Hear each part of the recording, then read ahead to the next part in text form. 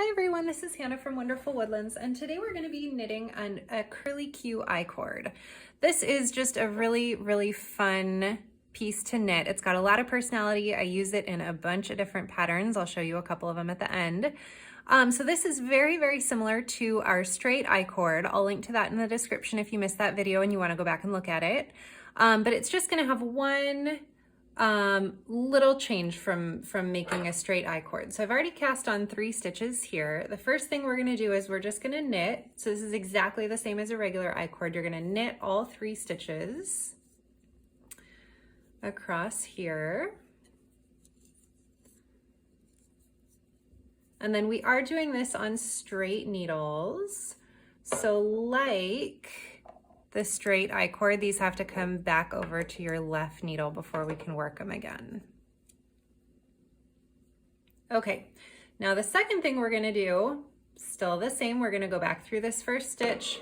This yarn is coming off the wrong side now, it's over here, so we're just gonna bring it across the back of your work, and then we'll work a knit stitch with it from the other side. So we have our first stitch here, we're gonna slide that off. Now, we're gonna slip this stitch, and we're gonna slip it purlwise. There's 2 different ways to slip stitches. This is the way we come through the stitch if we're gonna purl.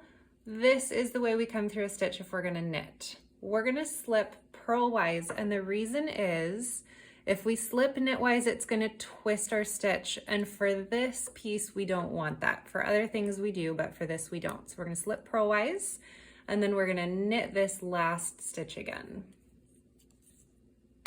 Right like that. So now let's bring these back to our left-hand needle. We'll slip 1, 2, and 3, and then we're gonna do it again. We're gonna knit the first stitch, slip the second stitch, knit the third stitch. So that comes across the back of your work. We're gonna knit, slip, knit. Now, every third row, we'll slip these back. Every third row, we're gonna knit all 3 stitches again. So that's what we're gonna do this time. We're gonna knit 1.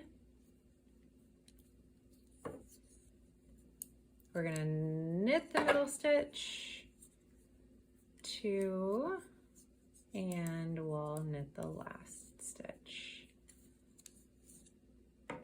So we're starting to get a little bit of an I-cord here, and you can see it's got a little bit of a kink coming off it already. It's starting to get that curly Q shape to it.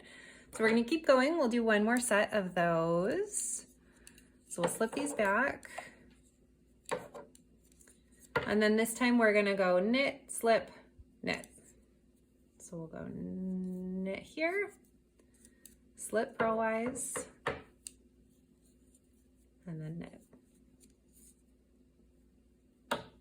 Bring your stitches back, 1, 2, 3. We're gonna do it again, knit, slip, knit. I'll write down this pattern for you in the description so you can see it in front of you as we're doing this. And we'll bring these back. And then this is our 3rd round, so we're gonna knit all 3 this time. Okay, we're gonna knit 1, knit 2, and knit 3. So we're getting a little bit of a longer curly Q here. You can start to see it has that nice curl shape to it. We're gonna slip all these back, and then we're gonna, for this project, we're gonna be done here for today, so we're gonna bind off right now. And then I'm gonna show you what some longer curly Qs look like if you keep going. So to bind off, we're gonna knit 1, then we're gonna knit 2 together, so come through both of those. And then we're gonna take this right stitch, we're gonna slip it over the left stitch, and then we'll pull this out a little bit. Cut your yarn here if you need to, and then take your end and pull it through, and then pull tight. You have, this is like a half a curl. You have a little bit of a curl. If you were to keep going, this is from another one of our patterns. These turn into actual curly Qs. So as you keep going, they get longer, and they're very spirally and very cute. So I use these in a few of our patterns because they're a lot of fun to make.